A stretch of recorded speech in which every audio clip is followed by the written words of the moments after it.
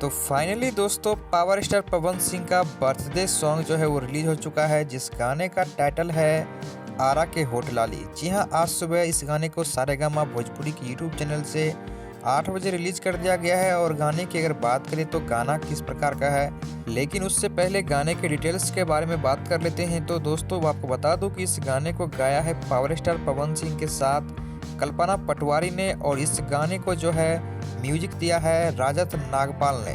वहीं इस गाने में कंपोजर किए हैं प्रियांशु सिंह ने, और इस गाने में जो है लिरिक्स दिए हैं आशुतोष तिवारी ने। वहीं गाने की अगर फीचरिंग की बात करें तो इस गाने में जो है पावर स्टार पवन सिंह के साथ सोनम मलिक नजर आ रही है। और गाने की अगर बात करें तो देखो ये गाना जो है, इस गाने का ट्यून जो है आप कहीं ना कहीं बॉलीवुड सॉन्ग में सुने होंगे। जी हाँ, पुराने बॉलीवुड सॉन्ग का ट्यून इस गाने में इस्तेमाल किया गया है और ये गाना उसी के आधार पर बनाया गया है।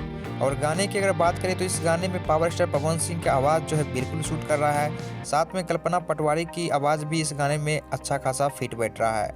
और गाने की अगर बात करें तो ये गाना बहुत ही ज़बरदस्त है और गाना काफ़ी मज़ेदार है, स्लो मोशन का गाना है जो कि सुनने लायक गाना है। वहीं अगर बात करें गाने पे लाइक्स और व्यूज़ की, तो जैसे ही गाना रिलीज हुआ कुछ ही घंटों में गाने पे जो है लाखों व्यूज़ चले गए और हज़ारों लाइक्स गाने पे मिलना शुरू हो गए।